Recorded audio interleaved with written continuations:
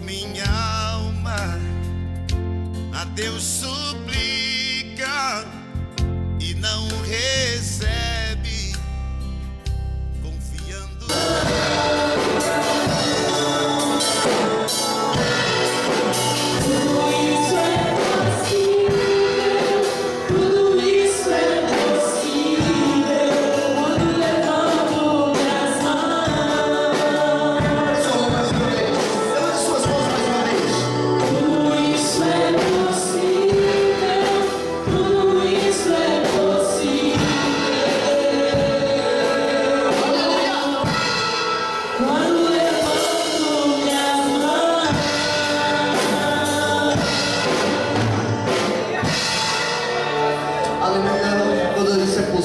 Quando eu levanto as minhas mãos, há uma atitude profética quando você levanta as suas mãos. Não é um misticismo apenas, é porque quando eu me levanto as minhas mãos em adoração ao Senhor, eu estou me rendendo. E a Bíblia diz que um coração contrito, um coração quebrantado, Deus não rejeitará. Esse Deus está aqui nesta noite. Abra sua Bíblia, livro de Josué, capítulo 2, versículo 21, a parte B. Depois nós vamos ler um texto bíblico também no livro de Eclesiastes, capítulo 4, e o versículo de número 12. Primeiro lemos Josué, capítulo 2, e versículo de número 21. A parte, vamos nos deter na parte final. Quero ministrar uma palavra nesta noite, é uma palavra doutrinária, de ensino, subordinado ao tema, o cordão de escarlate. Diga comigo, o cordão, diga forte, o cordão de escarlata. Aleluia, glorificado o nome do Senhor. Desde ontem esta palavra está ardendo no meu coração, e eu não tinha outra alternativa a não ser compartilhar com os irmãos nesta noite. Cordão de escarlate. Esse cordão fez toda a diferença na vida de uma mulher desprezada, uma mulher que estava vivendo na prática pecaminosa, uma mulher que estava alheia da aliança com Deus, uma mulher que estava sentenciada à morte, em uma cidade sentenciada também, mas por causa do cordão de escarlata, que ela teve a coragem, a ousadia de expor na janela da sua casa. A história sagrada diz que, não obstante a casa dela estar sobre o muro que caiu, aquela casa permaneceu de pé. Esta fé desta mulher, ela revela, a palavra do Senhor revela isso, a aliança da expiação, desde o antigo concerto no jardim do Éden, quando Deus faz o primeiro sacrifício. Ficou sem som aqui, o som está implicado comigo. Desde o primeiro sacrifício no jardim do Éden, passando depois pela Páscoa, o sacrifício, o cordeiro sacrificial da Páscoa, e agora quando completa na cruz do Calvário, a terceira face desta aliança da expiação, o sangue da escarlate, o sangue vermelho, o sangue derramado por nós. Nesta noite eu quero ministrar esta palavra aos nossos corações. Quem encontrou Josué 2:21, diga amém. Amém. E ela disse: conforme as vossas palavras, assim seja. Então os despediu e eles se foram, e ela atou o cordão de escarlata à janela. Diga comigo, e ela atou o cordão de escarlata à janela. Abra sua Bíblia, Eclesiastes, capítulo 4 agora, versículo de número 12, a parte B também do texto. Eclesiastes, o livro do pregador, livro da revelação, livro que ensina a prática cristã diária. Este homem, o mais sábio da terra, segundo a Escritura, ele foi inspirado pelo Espírito Santo para compartilhar grandes ensinamentos, alguns deles provérbios, todos eles portanto com cunho doutrinário, alguns com cunho escatológico. Mas nessa noite eu quero me meter nesta palavra. Fala comigo, o cordão de 3 dobras não se quebra tão depressa.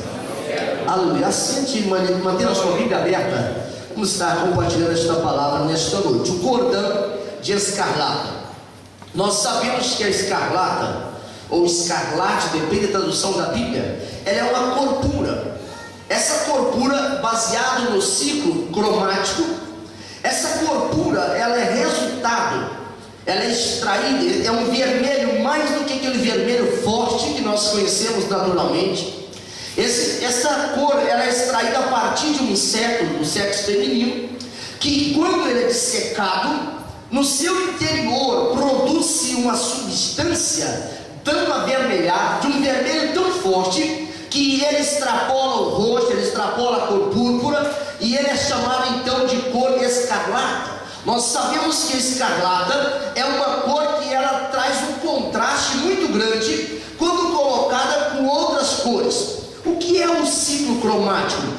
O ciclo cromático é as representações visíveis a olho nu, que dá para se perceber quando nós identificamos as tonalidades das cores. Quando alguém é daltônico, ele tem essa enfermidade, ele tem essa deformidade, ele não consegue identificar todas as cores. Então, quando nós olhamos para a cor escarlate, é uma cor que ela predomina, porque ela cria um contraste. Jamais o escarlate passaria desapercebido quando colocado sobre um muro, quando colocado sobre uma mesa, quando colocado sobre uma estante, quando colocado sobre uma porta. Essa cor escarlate era uma cor que era simplesmente um gesto de fé, porque se aquela mulher ela tivesse pensado de forma natural, quando ela coloca aquela corda escarlate sobre o seu muro, aquele contraste que tinha podia denunciar Raabe como uma mulher que estava traindo o seu próprio país. Nós entendemos pela palavra do Senhor, quando nós lemos o capítulo 2 de Josué, a Bíblia revela que Josué envia espias para espiar a terra de Jericó. A terra de Jericó, essa cidade especial de Jericó, ela estava circuncidada, ela estava em volta de uma fortaleza intransponível. Esta fortaleza, ela não caiu pela habilidade bélica de Israel. Esta fortaleza, chamada Jericó, a cidade fortaleza, também foi uma das cidades reais. Essa fortaleza, as muralhas, elas não ruíram, porque o povo de Deus impressionou a cidade. Não, a Bíblia diz que o próprio Deus pelejou. A Bíblia diz que Deus deu a estratégia. E aquela mulher, quando ela ouviu as notícias de que Deus havia aberto o mar vermelho, quando ela ouviu a notícia que o Jordão tinha represado para o povo passar, quando ela ouviu as notícias da grandiosidade das obras de Deus, aquela mulher não fez como seu povo, desmaiou o coração, não, ela ficou esperando a oportunidade. E a Bíblia diz que ela agora recebe os espias, coloca eles sobre o telhado junto ao linho, e agora ela defende aqueles espias, e ela então roga: olha, eu gostaria que vocês tivessem misericórdia da minha casa, porque nosso povo não tem ânimo para enfrentá-los. Todas as pessoas estão com o coração derretido. E aqueles homens dizem: olha, nós só podemos livrar, nós só podemos garantir a sua segurança se você colocar sobre um muro o cordão de escarlate. Por que disto? É porque eu quero ministrar esta noite, não é a destruição da cidade de Jericó. Eu quero ministrar nesta noite, não é a estratégia de rodear a cidade por 7 dias, e no 7º dia por 7 vezes, é absoluto que não. Eu quero falar sobre a vida cristã, eu quero falar sobre os reflexos que a vida cristã produz na sociedade. Jesus, quando ele estava falando, e Mateus, o evangelista, escreve no capítulo 5 do Evangelho do Grande Rei, o Evangelho de Mateus, no versículo 16 diz: resplandeça, fala comigo assim, resplandeça a vossa luz diante dos homens, para que vejam as vossas boas obras e glorifiquem a Deus. Percebe que a simples existência de um crente numa empresa, ou numa escola, ou em um prédio horizontal, ou mesmo vertical, ele precisa criar ali uma influência, ele precisa impactar aquele cenário. Ele não pode deixar ser influenciado pelo meio, mas ele precisa influenciar o lugar onde ele está. O Senhor não te salvou apenas para poder engrossar a estatística dos cristãos na terra, é absoluto que não. O Senhor nos salvou para que nós pudéssemos ser luz, para que nós pudéssemos temperar, para que nós pudéssemos influenciar não é apenas a nossa cidade, não é apenas o nosso país, mas influenciar toda uma geração. Esta expressão sagrada, ela mostra que o fio de escarlata sobre o muro, ele representava segurança. O fio de escarlata sobre o muro, ele representava esperança, ele representava confiança, ele representava uma aliança, ele representava salvação. Porque aqueles homens, os espias de Israel, eles disseram para aquela mulher: olha, se você não colocar um fio de escarlata sobre o muro, a sua janela, melhor dizendo, que estava sobre o muro, nós não garantiremos a sua vida. Mas se você colocar o fio de escarlata lá, nós vamos estar colocando a nossa vida em jogo, mas a sua vida vai ser poupada. Por que essa expressão? É porque as nossas obras, aquilo que nós praticamos, a nossa vivência diária, ela não pode estar obscurecida por temperamentos, comportamentos antibíblicos, temperamentos e comportamentos que não coadunam com a palavra do Senhor. O cordão da escarlata, eu quero trazer uma aplicação ligando os dois textos. Quero dizer que ele tem 3 dobras. Fala comigo, cordão de escarlata. Eu estou criando, tem 3 dobras. São os 3 aspectos, as 3 áreas da nossa vida. Nós sabemos que as estatísticas, a ciência das estatísticas, a Organização das Nações Unidas, quando trabalha índices de desenvolvimento humano, eles possuem 3 critérios principais para poder identificar crescimento humano. Quando um país está saindo do subdesenvolvido para desenvolvidos, países emergentes obedecem esse critério de avaliação. Primeiro é a expectativa da vida da população. Primeiro. Segundo lugar, é a expectativa. Segundo lugar, a expectativa do conhecimento. Poderíamos dizer, o grau de instrução. Quantos analfabetos tem naquele país? Nenhum país sai de subdesenvolvido para desenvolvido se manter neutralizada a sua taxa de alfabetização. Não, tem que crescer a taxa. E terceiro é o produto interno bruto. Quando soma esses 3, fala comigo assim, quando soma esperança de vida, grau de instrução e o produto interno bruto, a média é o índice de desenvolvimento humano.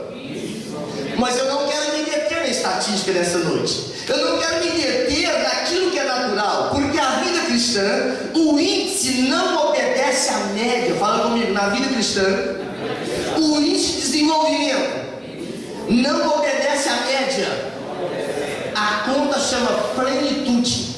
Nós só somos de fato. Jesus estava dizendo para os seus discípulos, no capítulo 5 de Mateus, no versículo de número 20, ele diz: olha, se as vossas justiças não excederem em muita dos fariseus, e olha que eles eram ascéticos, eles eram pessoas disciplinadas no jejum 2 vezes por semana, dava dízimos com regularidade britânica. A expressão sagrada diz: se vossas justiças não excederem em muito, não diz 10%, não diz razoavelmente, não diz para empatar, em muitos dos fariseus, de maneira nenhuma vocês podem entrar no reino dos céus. Por isso que o reino do céu, esta expressão que eu estou usando aqui como uma figura de linguagem, para dizer um fio de escarlate que traz a segurança, que traz a salvação, é as obras que o crente precisa praticar para que o mundo veja que ele é salvo e glorifica a Deus através das suas obras.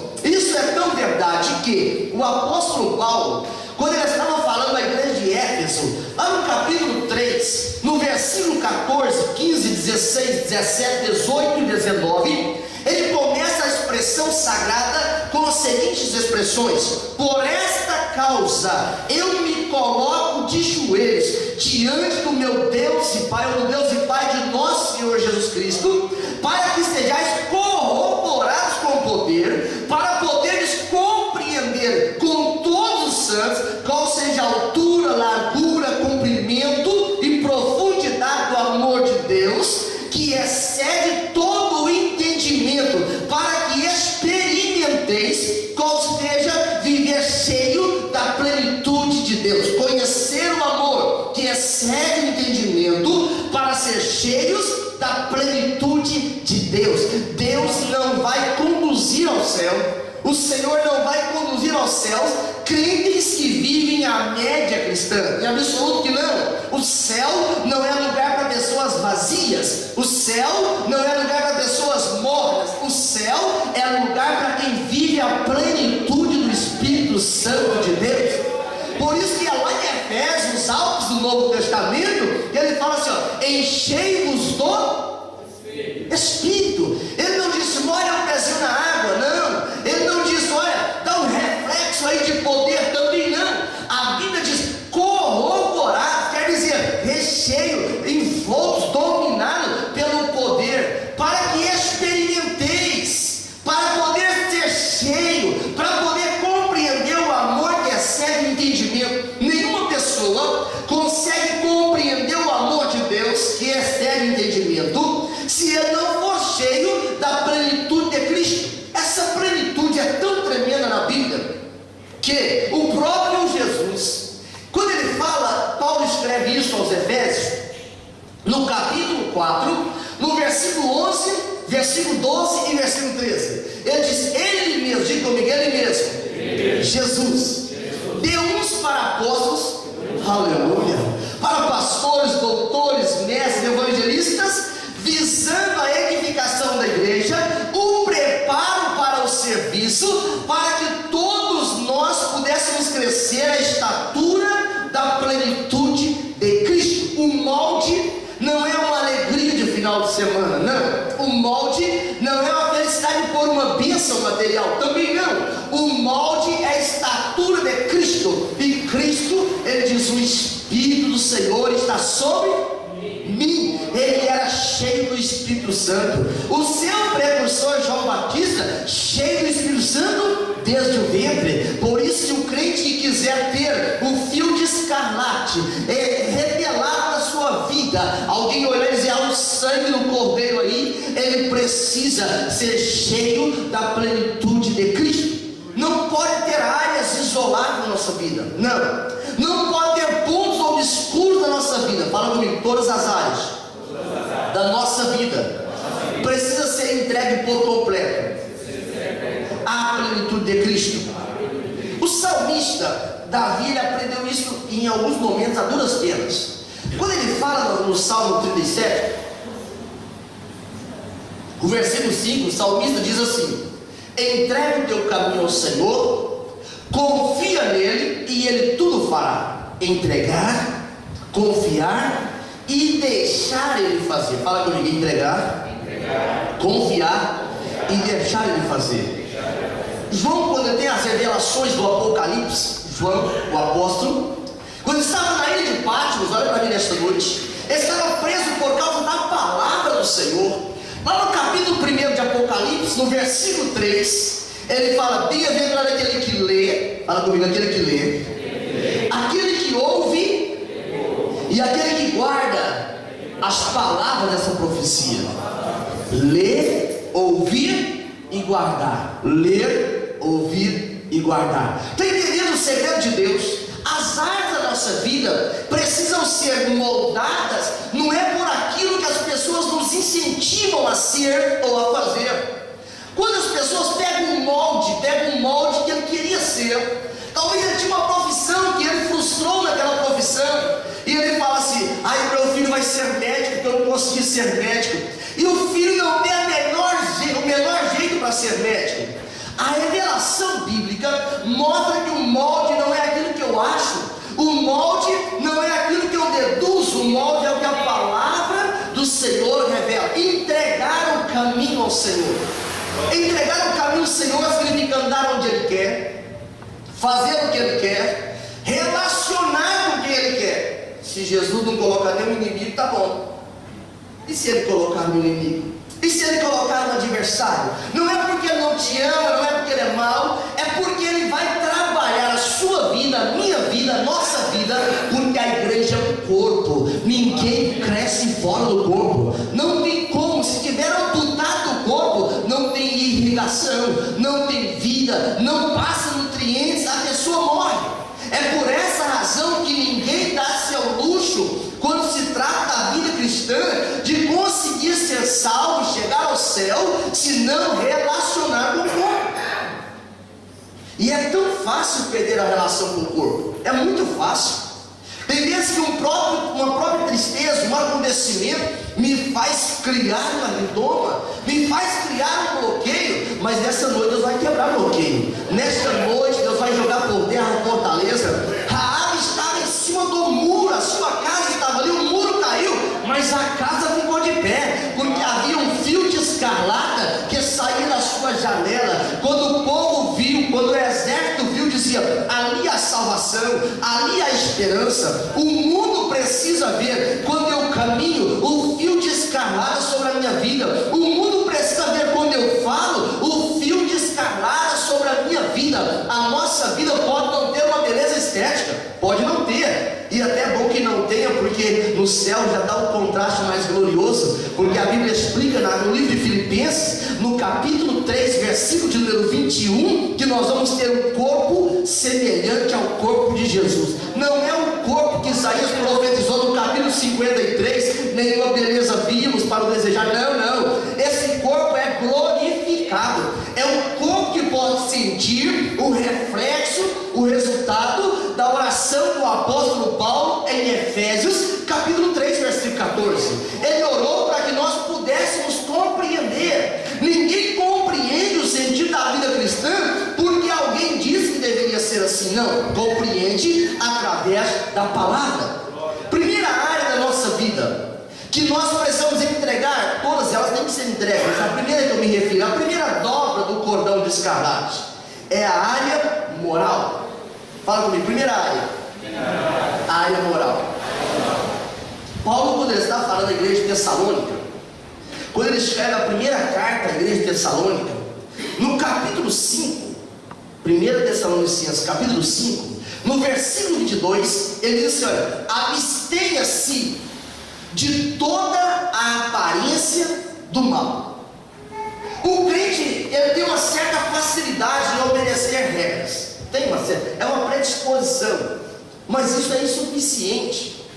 Porque o que o apóstolo Paulo está dizendo aqui sobre o Evangelho, esse Evangelho que é poder de Deus, que ele disse em Romanos 1,16, esse Evangelho que é salvação para todo aquele que crê. Este Evangelho não é um Evangelho que dá regras, pelo contrário, o Evangelho ele cumpre todas as exigências da lei. O Evangelho cumpre, porque em Cristo toda a lei foi cumprida, e o Evangelho é as boas novas de Cristo.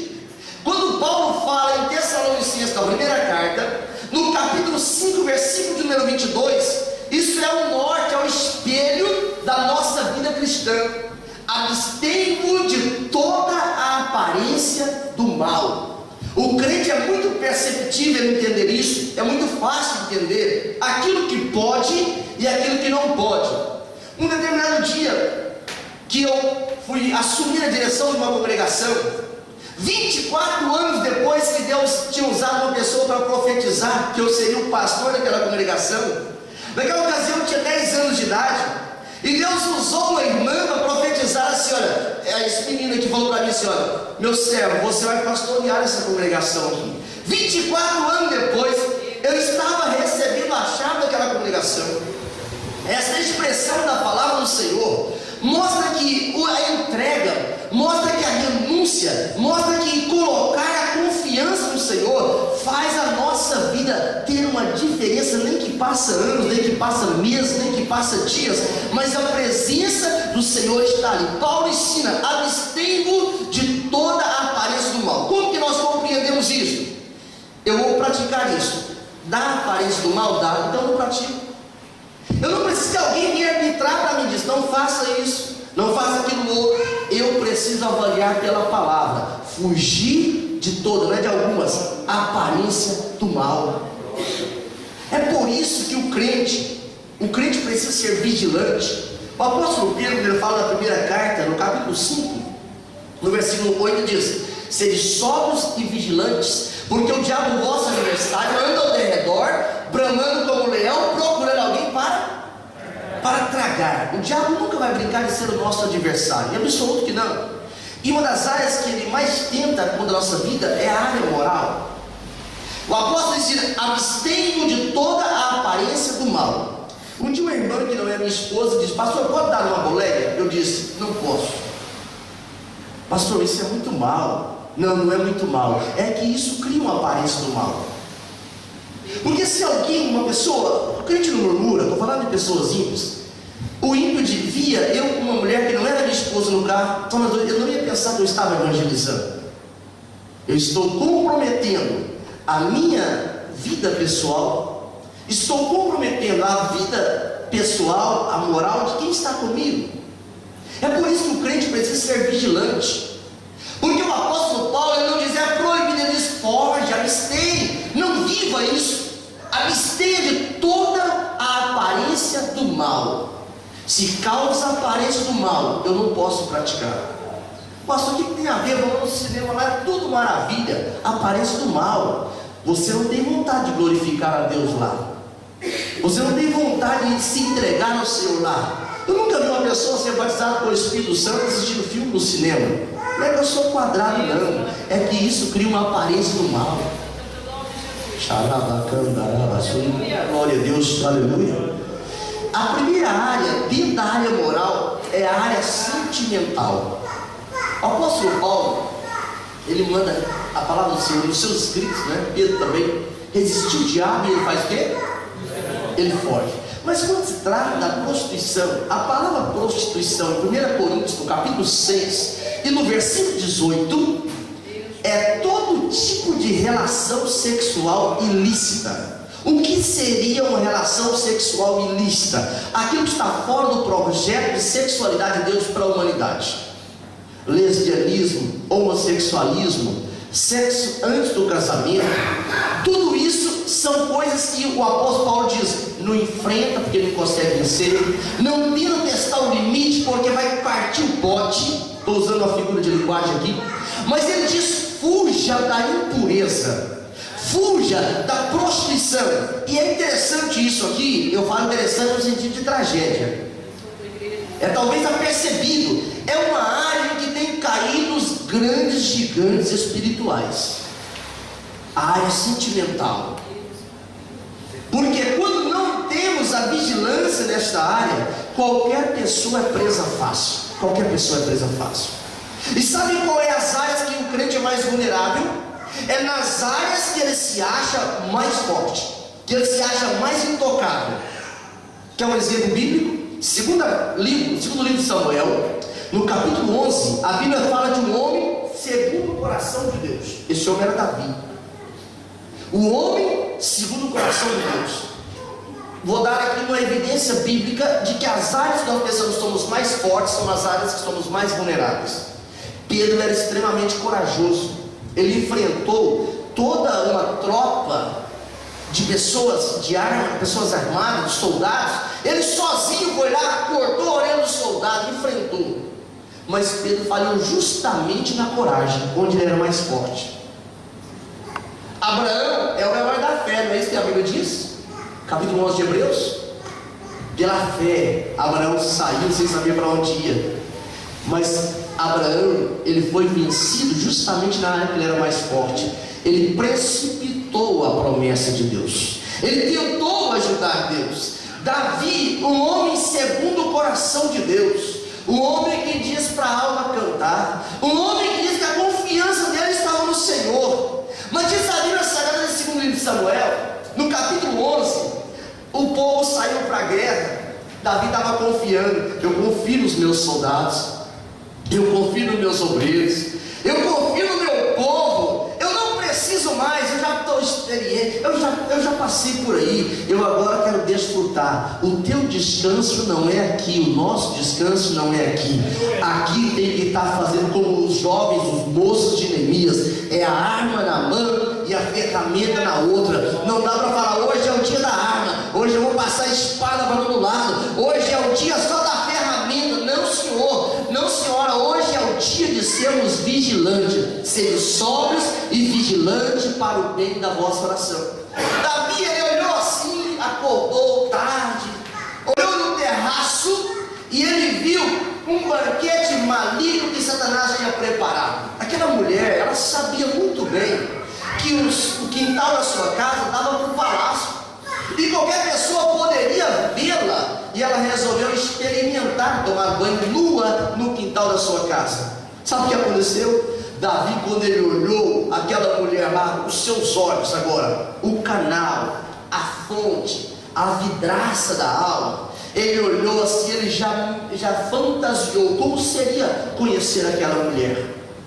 E ele, quando ele pensa que não, ele já tinha pecado com aquela mulher.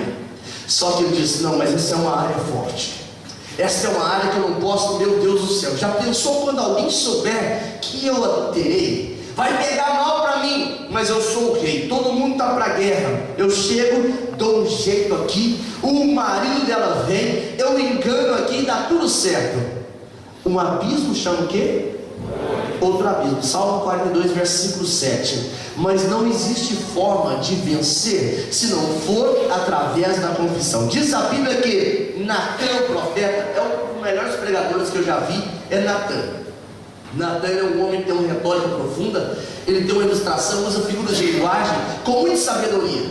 Ele conta uma história para Davi das ovelhas, ao ponto de Davi dizer assim: esse homem tem que morrer. Davi lançou uma sentença.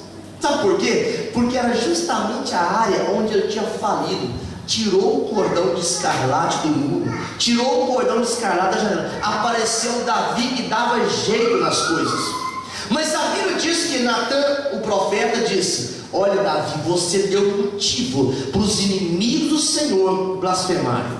Sabe por quê? É porque o fio de escarlate, ele faz um contraste com todo tipo de tela. O diabo é tão astuto. A Bíblia diz assim: não ignoreis os desígnios de Satanás. O diabo é tão astuto que ele cria mecanismos para o crente errar, o crente falhar. Depois ele assenta no divã da acusação e fala: cadê as mensagens que você pregava? Cadê os hinos que você oferecia? Cadê as orações que você fazia? Cadê a evangelização? Você não pode mais fazer nada, você está acabado. E se a pessoa que erra, ele acredita nesta palavra, ele nunca vai tornar a pôr na janela da sua casa o fio de escarlate. Mas se ele acredita que o Senhor restaura, ele vai dizer: eu posso até ter caído. Até alguém diz, tem uma frase na Bíblia assim: o cair é do homem, o levantar é de Deus. Essa frase não é da Bíblia não, viu? Essa frase não tem na Bíblia. Talvez é parafraseando o Salmo 148, versículo 14. Mas o texto bíblico não diz assim. Deus é aquele que levanta, mas a confissão tem que partir dos meus lábios, resultar de um coração convencido. Esta área, a área moral, que envolve a área sentimental. E dentro da área sentimental, um dos maiores inimigos é a insensatez. Vou traduzir para o dia a dia: é desconhecer o perigo, é não preocupar com o perigo, dizer: eu me garanto, eu sei como eu sou. Nós não sabemos como nós somos. A Bíblia diz: enganoso é o coração, tremendamente corrupto, quem o compreenderá? Mas a Bíblia fala: maior é Deus do que o teu coração. Amém? E sabe o que acontece? Esta área, pelo endurecimento do coração do homem, é uma das áreas que Deus permite. Não é que Deus tem prazer nisso. Deus permite, ou Ele se utiliza para parar homens de coração obstinado. A Bíblia diz, Provérbios capítulo 22, versículo 14, que o homem contra o qual o Senhor se irá, cairá pela boca da mulher adulta, na cova da mulher adulta. Quantas vezes Deus permite grandes figurões caírem diante de uma mulher adulta? Sabe por quê? Porque Deus tentou de todas as formas que ele reconhecesse, que ele honrasse a Deus, que ele enaltecesse a Deus, que ele tivesse temor de Deus, mas foi insuficiente, foi ineficaz. Aí Deus permite, porque quando a pessoa chega no fundo do poço lá, ele começa a olhar que perdeu a família, ele começa a olhar que perdeu o respeito dos filhos, ele começa a olhar que perdeu o respeito das pessoas, ele começa a olhar que perdeu todo tipo de respeito. O diabo está dizendo assim: você não era crente, você não era pentecostal, você não era cheio de Deus. Deus permite essa arma, porque parece que um dos pecados que mais implica, deveria ser todos os pecados implicar também, é esta área sexual. Davi se sentiu intocável, só que Deus fez o pecado vir à tona, porque a Bíblia fala, parece que em Eclesiastes capítulo 2, versículo 14, que todas as coisas são feitas para ser reveladas, nada vai ficar encoberto, nada vai ficar encoberto. Esta área precisa ser entregue ao Senhor. Todo dia eu tenho que negar a minha carne, todo dia eu tenho que renunciar aos meus pensamentos. Como é que eu faço isso? Alimentando a minha mente. A nossa mente é como um armário.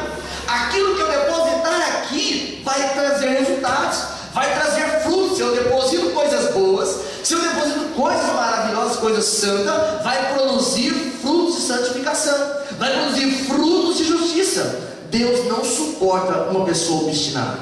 Esta área, a área moral, é uma área que traz grandes problemas para a grande maioria das famílias. É por isso que a Bíblia fala assim: sede sóbrios e sede vigilante. Não dá para enfrentar, tem que fugir. José ficou quantos anos na prisão? Fala assim, 13. Sabe por que ele ficou 13? Porque ele era fofoqueiro. Sim, senhor. Ele ficou 1 ano por cada um dos seus irmãos, e ficou 2 por falta de confiança. Porque a Bíblia diz que ele trazia boas notícias dos seus irmãos. Olha, nossos irmãos, seus filhos, pai, são tudo abençoados. Olha, eles fizeram coisas boas. José só chegava para contar desastre. Olha, eles estão murmurando. Olha, eles estão fazendo coisas. Os maledicentes. José era assim. E Deus permitiu ele ficar lá 11 anos, um por cada irmão. Quando era para sair, aí chega o padeiro e o copeiro. E aí José fala assim para o copeiro: olha, você vai ser livre mesmo, Deus já me revelou, intercede por mim lá no palácio. Deus vai ficar mais 2 anos para poder aprender, entregar o caminho do Senhor, confiar nele, deixando fazer as coisas. Essa insensatez faz com que muitas vezes a nossa área moral, ela seja uma área que não está completamente entregue ao Senhor. Como que é entregar a área moral? É dizer: Senhor, me guarda em todo laço. Você vai sair amanhã, se Deus não arrematar a igreja hoje, vai sair para o trabalho e não sabe o que te espera na parada de um carro, não sabe o que te espera no comboio, não sabe o que te espera no trabalho, não sabe o que te espera na faculdade. É por isso que não dá para dispensar a ajuda do Espírito Santo do nosso lado. O Espírito Santo me guarda, me orienta, me dirige, me protege, guarda a minha mente, deixa ela ser renovada pela palavra. Esta expressão bíblica mostra que esta área precisa ser entregue ao Senhor. Dentro da área moral, eu quero falar da área financeira. Paulo, quando ele está falando ao jovem obreiro Timóteo, no primeiro livro de Timóteo, no capítulo 6 e versículo 10, assim: o dinheiro, fala comigo, dinheiro é a raiz de todos os males. Não é assim não, diz assim: o amor ao dinheiro. Fala comigo, o amor ao dinheiro é a raiz de todos os males. Por que disso? É porque o amor, o apego ao dinheiro, ele gera avareza, ele gera cobiça, ele gera ganância, ele gera ostentação, ele gera orgulho e ele gera negligência. A Bíblia fala no livro de Atos dos Apóstolos, no capítulo 5, e o versículo 1 até o versículo de número 12, fala sobre um casal que queria impressionar.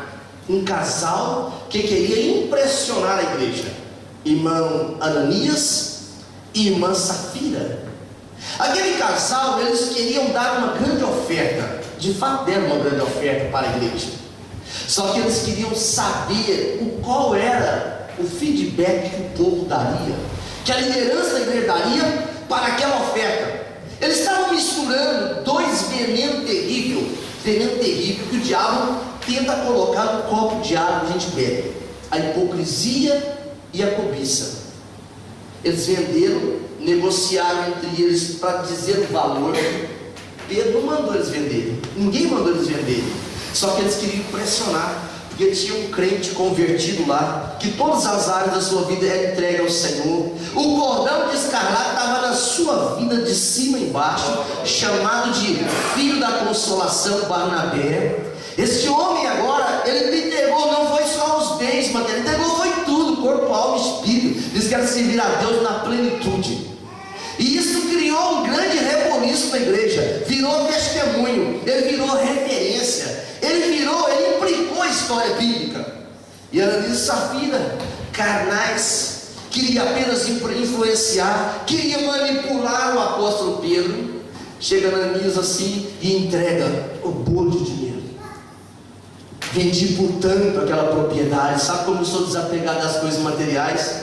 Lá dentro da sua alma estava assim: eu sou amoroso com o dinheiro, isso tem que enraizar em mim, eu tenho que mentalizar isso, eu tenho que prosperar nisso. Só que o Espírito Santo falou assim: olha, por que você combinou para mentir? Não está enganando a mim, está tentando enganar a Deus. Está vendo esses jovens aí novos convertidos, esses moços da igreja? Eles vão te levar para o cemitério. 3 horas depois, chega também a esposa, que esta área não estava entregue nas mãos do Senhor, a área financeira. E ela chegou e Pedro perguntou: você vendeu por tanto? Eu entendo que se fosse eu já diria assim: ai, irmão Pedro, você tem cada revelação do céu, hein? Como você é espiritual, que coisa gloriosa, já estou vendo os anjos aí, hein? Pedro, você está vendo anjo? Estou parafraseando.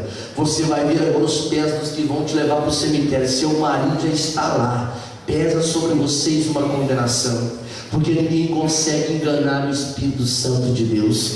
Deus sabe exatamente o nível da fidelidade que eu tenho com Ele. Esta mistura é uma mistura tremenda e perigosa.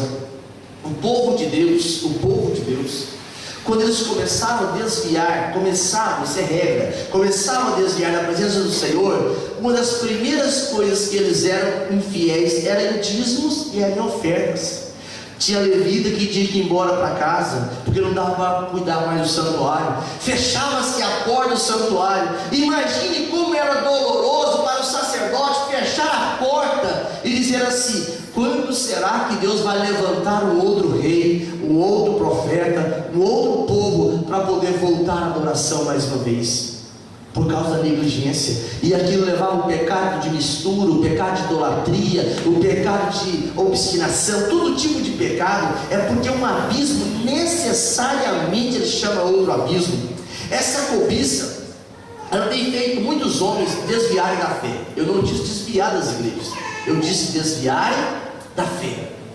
Porque existem pessoas no meio evangélico que frequentam a igreja, que já desviou da fé há muitos anos. O dinheiro, o amor ao dinheiro tornou-se o seu grande Deus. Tudo por causa do dinheiro. Se vai pregar, quanto que eu ganho para poder pregar?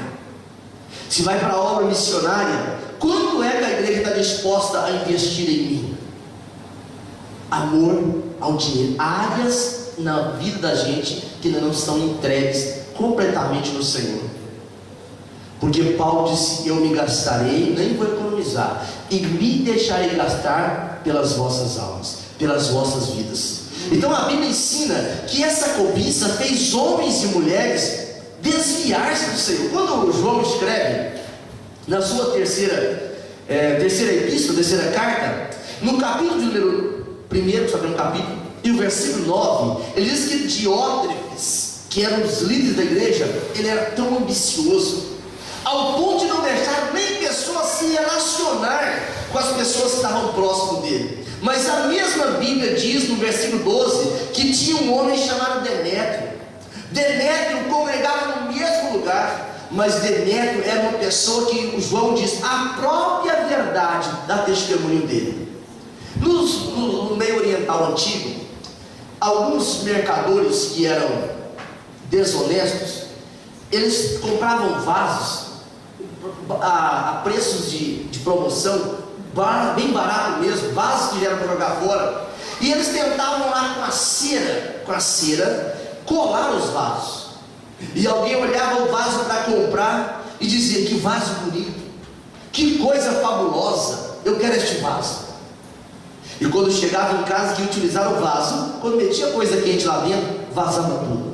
Mas quem era o comprador experiente, ele falava assim: o vaso é bom? Sim, é bom. Então mete o vaso no sol e deixa um pouco para me ver. Sabe o que acontecia com a cera? A cera escorria. Eles diziam: eu não quero esse vaso que está partido. Assim é a palavra do Senhor.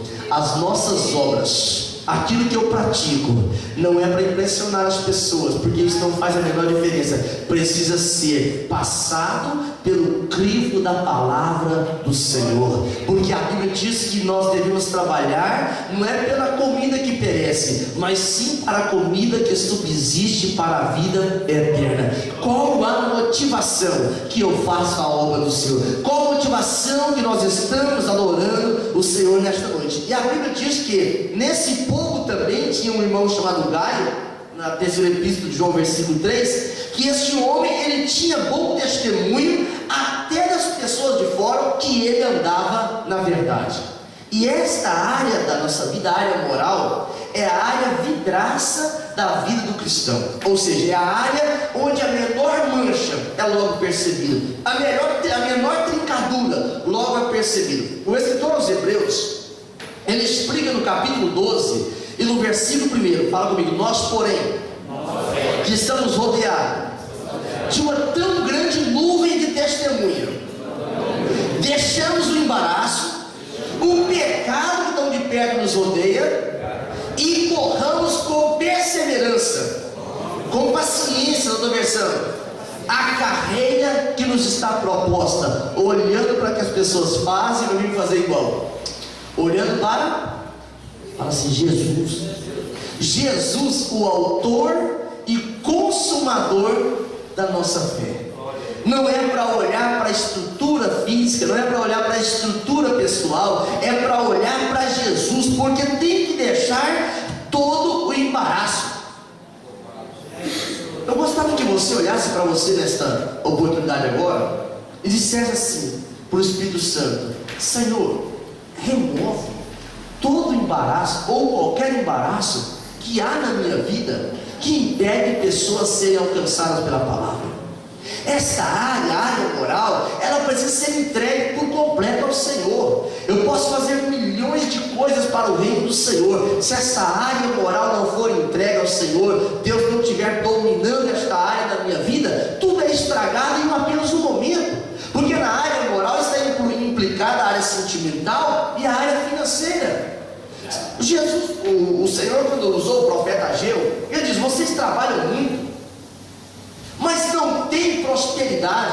Vocês ganham muito, mas o dinheiro é como no saco furado, porque esta área na vida do povo não estava entregue nas mãos do Senhor. E sabe o que ele dizia? Expressões tais como: observai, olhai para o vosso passado. Ele estava dizendo: olha o modelo das pessoas que erraram desta forma, olha o modelo do povo que fazia assim. Entregar dízimos na casa do Senhor, entregar ofertas na casa do Senhor, é uma coisa para crente espiritual. É uma coisa para crente espiritual. Na minha cidade, em Uberlândia, tinha um irmão, eu era bem criança, mas eu lembro desse testemunho. Aquele irmão, todas as vezes que ele entregava os seus dízimos, não estou falando para você fazer isso. Sabe o que ele fazia? Ele pegava aquela nota, ele limpava a nota, passava a ferro a nota e depois colocava lá uma essênciazinha de cheiro agradável. E o meu padrasto, que era o tesoureiro naquela ocasião, percebia que aquelas notas, cédulas, elas tinham uma beleza como se tivesse saído da máquina e tinha um cheiro. E ele perguntou para o irmão: por que esse dinheiro é diferente? Ele falou assim: sabe o que é, irmão? Eu vou te revelar o segredo. É porque esse dinheiro, ele andou por muitos lugares, eu não sei onde ele andou. As casas de prostituição, os bingos e os cassinos, não sei por onde andou. E agora eu vim trazer para o meu Deus. Então para o meu Deus tem que ser o melhor. Para o meu Deus eu tenho que fazer da melhor maneira. Aí você fala: pastor, isso não tem na Bíblia, isso é bobeira. Essa motivação do coração é que fazia com que ele agradasse o coração de Deus. Entende isso? Áreas da vida entregue ao Senhor.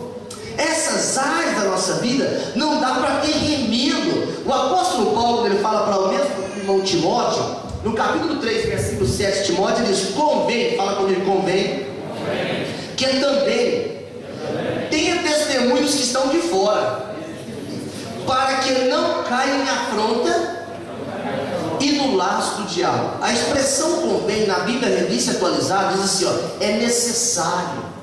Não adianta eu ter testemunho apenas dos irmãos que congregam comigo aqui. Não, eu preciso ter testemunho dos que estão lá do lado de fora. Como será que é o meu Facebook? Como será que é os meus sites de relacionamento na internet? Como será que é a minha vivência? Como será que é o meu cotidiano? Será que o Espírito Santo poderia dizer assim, ó, hoje eu queria ver o que você vai... Eu não queria ver tudo, eu estou forçando uma linguagem para você compreender. Ele dizia assim, eu quero compreender o que é que você anda fazendo. Eu quero ir com você onde você vai. Eu quero sentir o que você sente. Como seria isso? Será que essa área da nossa vida, a área moral, que envolve a área sentimental e a área financeira, está entregue nas mãos do Senhor? Se tiver entregue, é porque tem um fio de escarlate sobre a sua janela. O Senhor, quando Ele olha, Ele está dizendo assim, aqui está alguém lavado e remido no sangue do meu filho. Segunda área que eu quero falar nesta noite sobre esse cordão de escarlate é a área social. Uma das maiores dificuldades do ser humano chama relacionamento. Davi, o homem segundo o coração de Deus, foi um excelente rei, um grande guerreiro, um homem de fé, um exímio músico, mas um péssimo pai. Um péssimo pai. Davi não era bom de relacionamento. Não era bom de relacionamento. Ele mandou o seu filho para a avó cuidar, para não tratar o problema. Vai lá para a avó minha. E o próprio filho que ameaçou e fez o pai fugir do próprio trono. Por que disso? Por causa de relacionamento não é uma tarefa fácil. Nós queremos no nosso íntimo, na nossa fraqueza, queremos que as pessoas estejam perfeitas e prontas. Não. O molde, a modelagem de Deus não é um projeto para 1 minuto, não é um projeto para 10 dias e nem para 10 anos, é para a vida toda e transcende para a eternidade. O apóstolo Paulo está falando na igreja de Colossos, no capítulo 3 e no versículo 13, ele fala assim, suportai, diga comigo, suportai-vos uns aos outros, diga assim, perdoai-vos mutualmente. E se alguém tem algum motivo de queixa, tendo motivo, estou dizendo, fala comigo, se alguém tem um motivo de queixa contra alguém, vai lá e toma as dores, não é assim? Ele diz assim, olha, assim como Cristo vos perdoou, perdoai vós também.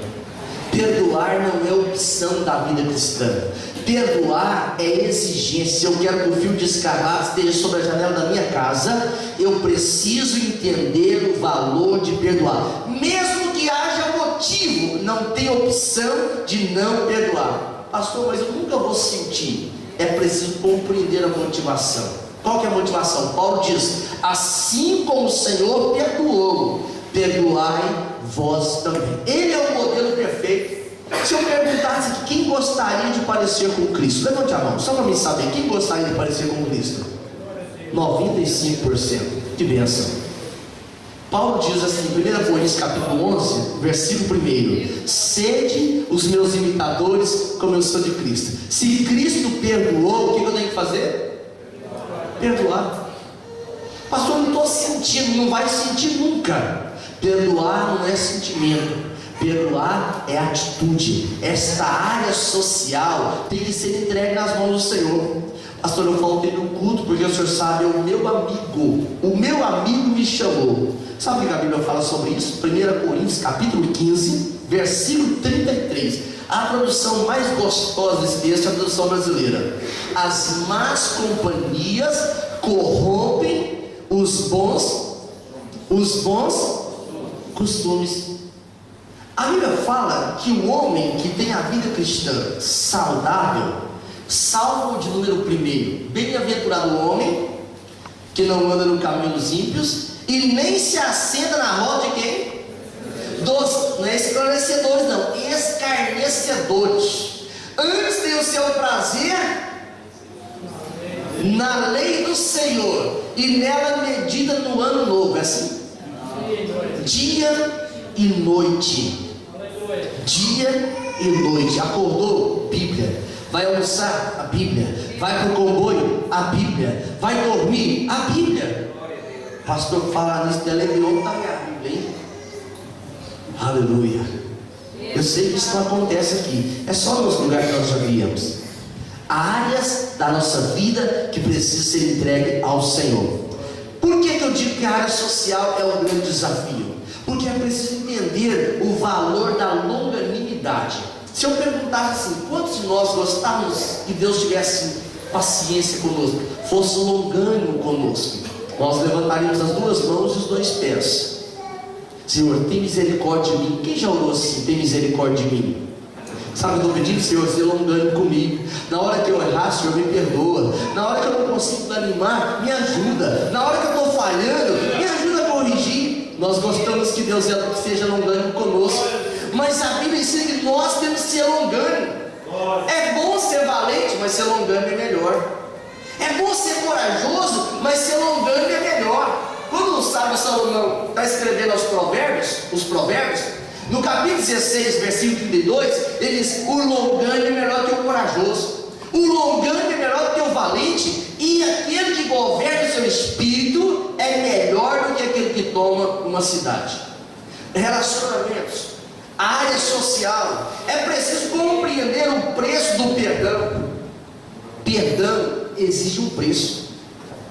Renunciar ao meu direito. Jesus, quando ele estava falando, em Mateus escreve, no capítulo 6, versículo 15, os crentes sabem de cor: se porém não perdoardes aos homens, olha a condição de Deus, o Pai também não vos perdoará as vossas ofensas. Se porém não perdoardes os homens as vossas ofensas, pastor, sabe o que acontece?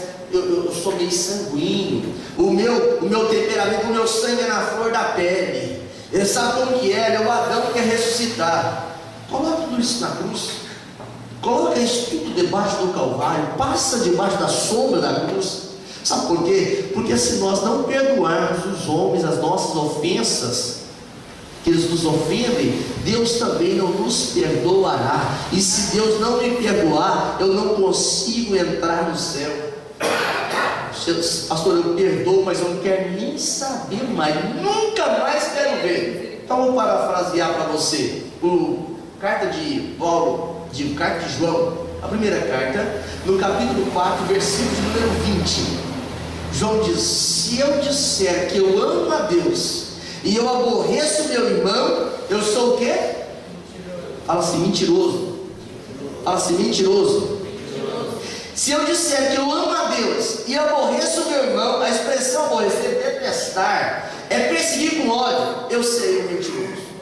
Porque eu não posso dizer que amo a Deus que não vejo, se eu não amar o meu irmão. A área é entregue nas mãos do Senhor. Jesus, ele trabalhou 3 anos e meio diretamente com 12 homens. 12 homens. E ao final dos 3 anos e meio, sabe o que aconteceu? Chega a mãe de 2 deles e fala: Jesus, posso pedir um favor? Estou parafraseando o texto. Diga então. Ela disse: lá no teu trono, lá no céu, deixa um dos meus filhos do lado direito, o outro do lado esquerdo. Sabe o que aconteceu? Todos os outros 10 ficaram revoltados com aquele 2. E Jesus disse: olha, isso aí é o Pai que decide, não sou eu que decido isso não. Eles ficaram indignados. Por quê? Porque eles acharam que era abuso demais. Deixa Jesus resolver a questão. Deixa Jesus advogar a sua causa. Deixa Jesus trabalhar na causa. Porque quando ele trabalha, o cordão não parte, o cordão não rói, o cordão não queima, o cordão não fragmenta. Porque o cordão de 3 dobras não se rompe com facilidade. Relacionamento, é preciso investirmos em relacionamento. Senhor, me ajuda a amar o meu irmão, Senhor, me ajuda a compreender o meu irmão, me ajuda a ajudar o meu irmão. A palavra faz a diferença. O cordão de escarlate está aí. Eu quero convidar os irmãos a estarem de pé, que vou falar ainda sobre a área espiritual, mas não é hoje, porque o nosso tempo já não permite. Na quarta-feira, se Jesus não arrebatar a igreja até lá, nós vamos falar sobre a área espiritual. A área sentimental, nós dissemos a área moral, né, que é a área sentimental e financeira. Falamos sobre a área social, relacionamento, e eu quero falar sobre a área espiritual. Mas eu não quero correr, porque faltam 10 minutos para o nosso tempo. Mas eu quero neste momento orar com você agora. E quero te convidar a isso, se você tem coragem. a fazer como o salmista no Salmo 139, no penúltimo versículo. Dizia para o Espírito Santo, esquadrinha-me, sonda-me, vê se há em mim algum caminho mau e guia-me pelo caminho reto. Porque o Espírito Santo, ele conhece o teu assentar, ele conhece o seu levantar, ele sabe onde você anda, O Espírito Santo, ele conhece todas as coisas. O Espírito Santo, ele conhece até o seu pensamento.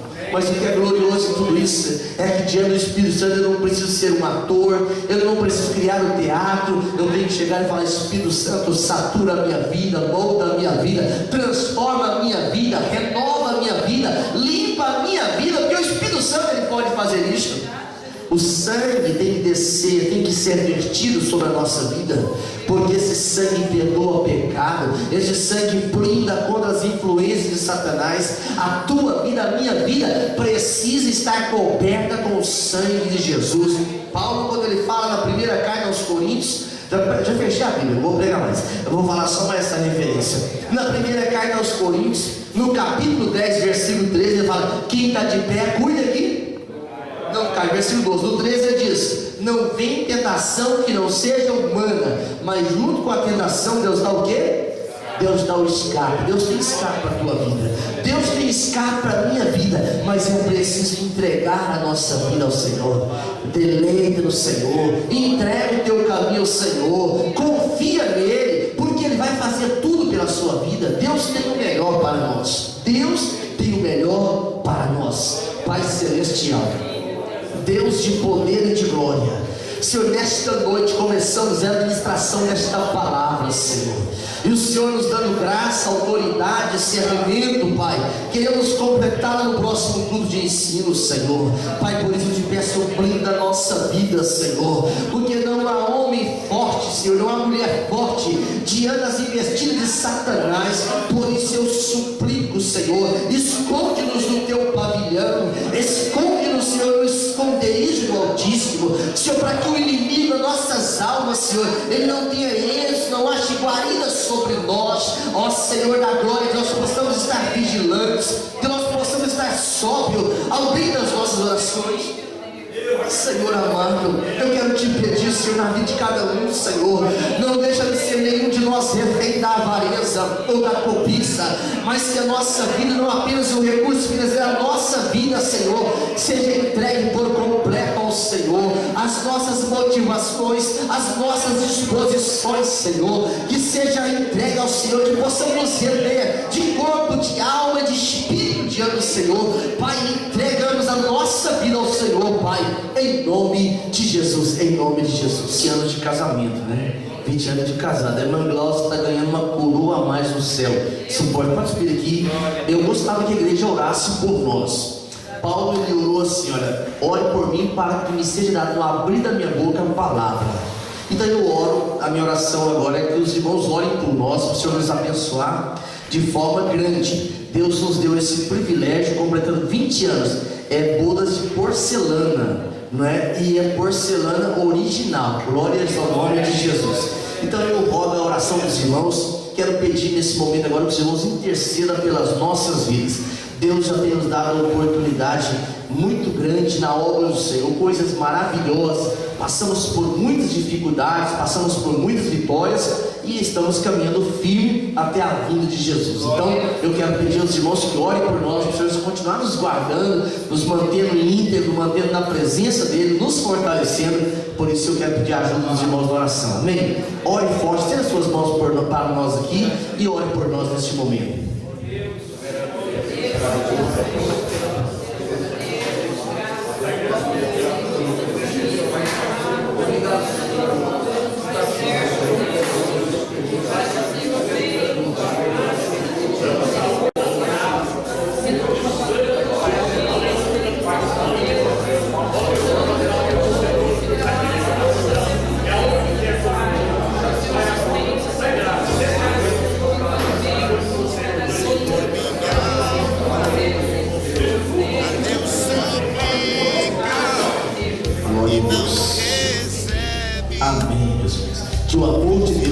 A graça do Senhor Jesus Cristo e a doce e maravilhosa comunhão do Espírito Santo seja com todos que amam e aguardam a vinda de Jesus.